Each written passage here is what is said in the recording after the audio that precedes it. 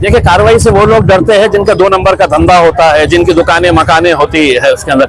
अगर आज हम नरेंद्र मोदी के खिलाफ डट कर खड़े हुए हैं तो हमें पता है कि कोई भी एजेंसी आ जाए तो हमारा कुछ टेढ़ा इस वजह से नहीं कर सकती है। ना दुकान है, ना धंधे है, ना कोई कारोबार है, ना कोई गलत काम। हम कांग्रेस हो या राष्ट्रवादी कांग्रेस हो, इनके जितने भी लीडर्स हैं कहीं ना कहीं ये आरएसएस के ही लोग हैं, लेकिन सेक्युलरिज्म का अपना नकाब ओढ़े हुए वो अपनी दुकानें चलाते रहे। जो हमारे ऊपर उंगलियां उठाते थे और बताते थे कि हम भारतीय जनता पार्टी की बी टीम है करके, और हर रोज ये जाके है तो बीजेपी की गोद में जाकर बैठ जा रहे हैं। ये सेक्युलरिज्म का कि बाबरी मस्जिद को शहीद करने वालों के साथ वो जाकर मिल रहे हैं। मौलाना मुजीब साहब ये हमारे शहर के ही नहीं बल्कि मराठवाड़ा के बहुत मुअज़्ज़ज़ शख्सियत है, और ये बड़ी खुशनसीबी की बात है कि उनके साथ बाजू बैठने का मौका मिलता है। वह अगर वो अपना हाथ हमारे सर के ऊपर रखते हैं तो जिस तरीके से वो दुआओं से नवाजते हैं, हम सभी लोग उनकी सेहत के लिए दुआ करते हैं। मुजीब साहब जैसे बुजुर्ग शख्सियतों का साया हम सब के ऊपर हमेशा कायम रहे। यही मेरा सवाल ये रहेगा कि आपके ऊपर क्यों नहीं हो रही है कार्रवाई? आप भी तो सवाल कर रहे हैं मुझसे। मैं वोटों से जीतता ही नहीं हूँ, मैं दुआओं से जीतता हूँ। अगर मेरे शहर का नाम आप कुछ भी रख दो, मेरे दिल से तो औरंगाबाद ही निकलेगा, और तमाम औरंगाबाद करके दिल से भी औरंगाबाद ही निकलेगा।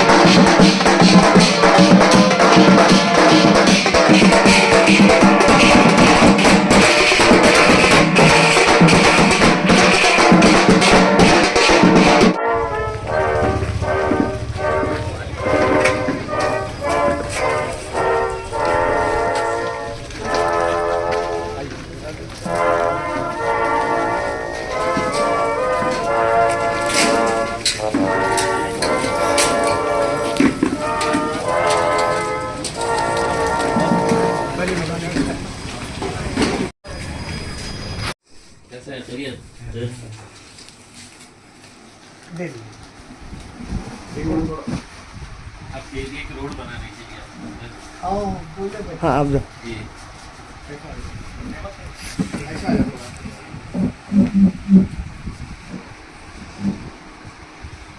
कैसे मिजाज आपके? कमजोरी है?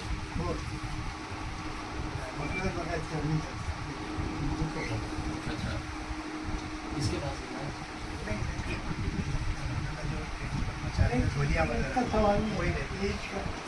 नहीं, इतनी एज हुई नहीं है अभी, इतनी एज हुई नहीं है अभी है आप में इतना। मेरा एक टर्म तो इंशाल्लाह और भी आपको दौड़ना है मेरे लिए इंशाल्लाह। हिंदुस्तान में पहला ऐसा ये है कि जहाँ पर 22 दिन तक अपन ने नाम का विरोध दिन और रात वहाँ पर बैठ ली थी। हालांकि इतने सारे शहरों के नाम बदले हैं वो, लेकिन अपन ने कहीं भी प्रोटेस्ट नहीं होता, कहीं प्रोटेस्ट नहीं हुआ, कहीं भी नहीं हुआ, इतना अपने पास हुआ। वो वक्त थे जब मेरे को लोग पहचानते भी नहीं। तो ये गलत बोल रहे हैं आप, शायद ही कोई होगा ऐसा तो आपको नहीं पहचानता है।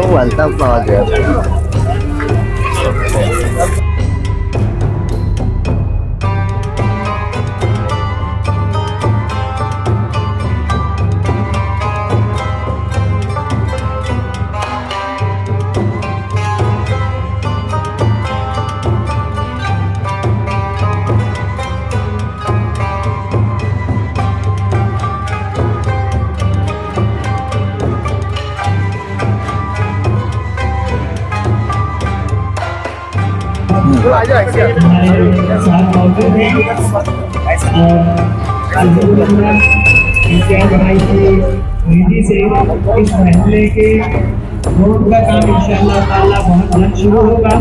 और साथ ही साथ हमारे जनाब सदर साहब जमीर साहब ने आज यहाँ पर बच्चों का मकसद के और यहाँ पर जो बच्चे फिक्स कर रहे हैं उनके लिए छोटा सा मौका रखा है।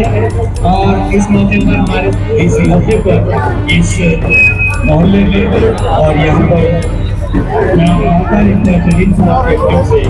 यहाँ पर सिविल कांग्रेस के रोड का इफ्तिताह हुआ और इस खुशी के मौके पर यहाँ पर स्कूल के तलबा को स्कूल के बैग भी तकसीम किए जा रहे हैं। और यहाँ पर हमारे सामने यहाँ की मौजूद शख्सियतें और साथी आज यहाँ पर चेलीपुरे में हमारे ज़िला अध्यक्ष समीर साजिद साहब के बोलने पर यहाँ के रास्ते के काम की शुरुआत होने जा रही है, उसका उद्घाटन हुआ है। अहम इलाका है, यहाँ पर हमारे शिया बरादरान का आशुर खाना भी है, वो लोग भी यहाँ पर आते हैं।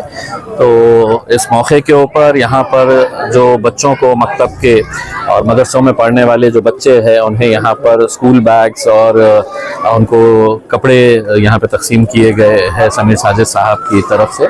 मैं उनका बहुत बहुत शुक्रिया अदा करता हूँ और इंशाल्लाह ये काम यही हफ्ते में शुरू हो जाएगा। सवाल है, महाराष्ट्र में जैसे कि अभी आप देख रहे हैं जो सियासत में नया मोड़ आया है, कांग्रेस राष्ट्रवादी जैसे दो हो गई है, शिवसेना दो हो गई।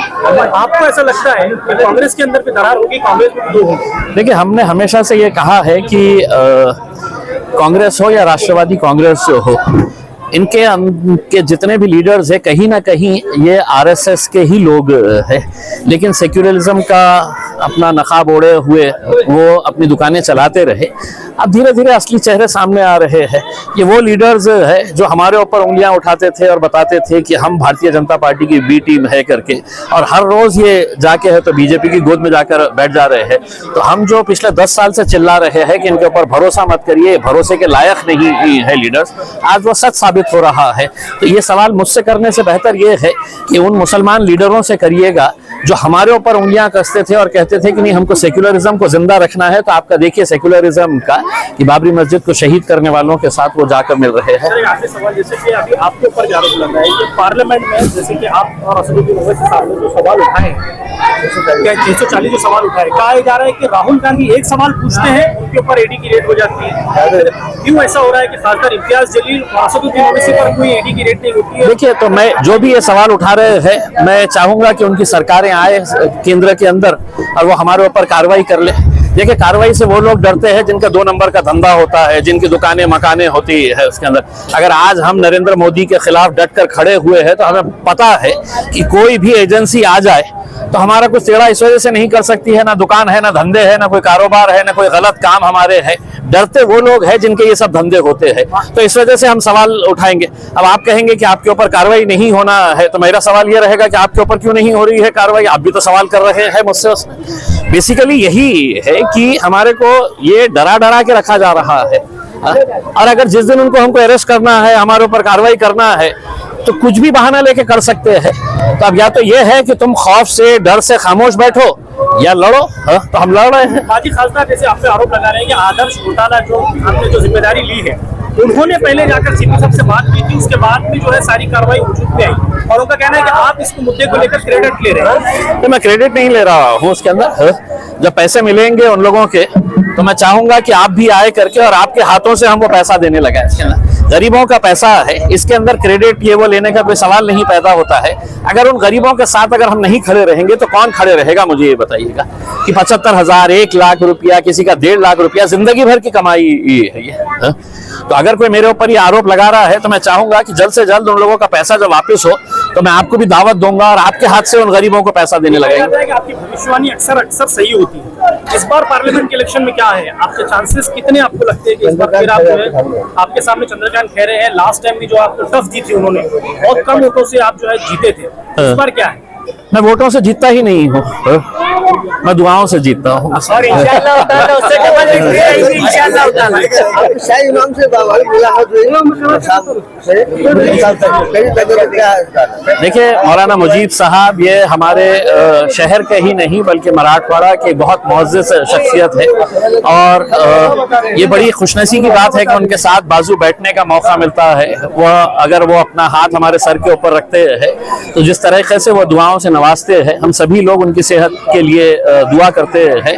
मुजीब साहब जैसे बुजुर्ग शख्सियतों का साया हम सब के ऊपर हमेशा कायम रहे, यही दुआ करते हैं। अस्सलाम वालेकुम। आज खासदार इम्तियाज जलील साहब की निधि से चेलीपुरा के अंदर जो है तो चेलीपुरा पुलिस चौकी से लेके मुजीब साहब जो हमारे शाहगंज के पेशवाम हुआ करते थे, उनके मकान तक जो है तो सीमेंट कंक्रीट रोड का उद्घाटन किया गया है।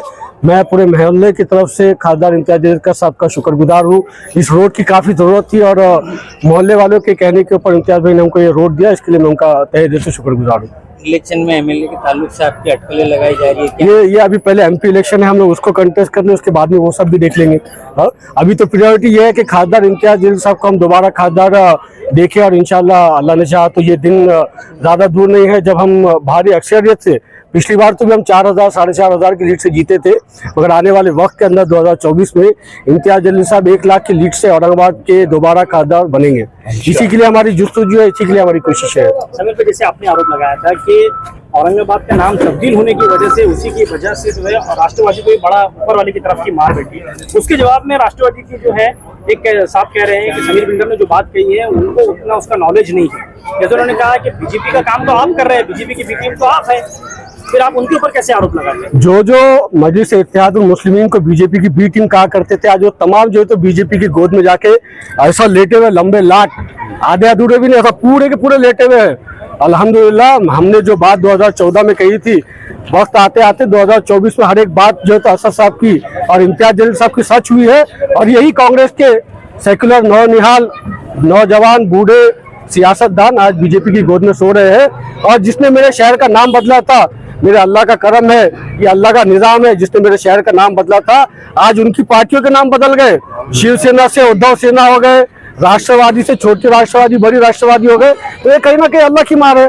समीर साजिद बिल्डर बहुत छोटा कार्य करता है। आप सब बड़े बड़े लीडर हैं, तो आप इसके ऊपर जो है तो सोच विचार करिएगा कि ऐसी आपसे क्या गलती हुई, ऐसी आपसे क्या भूल हुई कि आपकी जो है तो जमात का निशान भी चले गया, नाम भी चले गया। अल्हम्दुलिल्लाह मेरी जमात का नाम भी वही है, मेरी जमात का निशान भी वही है। और मेरे शहर का नाम आप कुछ भी रख दो, मेरे दिल से तो औरंगाबाद ही निकलेगा और तमाम औरंगाबाद करके दिल से भी औरंगाबाद ही निकलेगा। ठीक है सर, थैंक यू। जज़ाकल्लाह।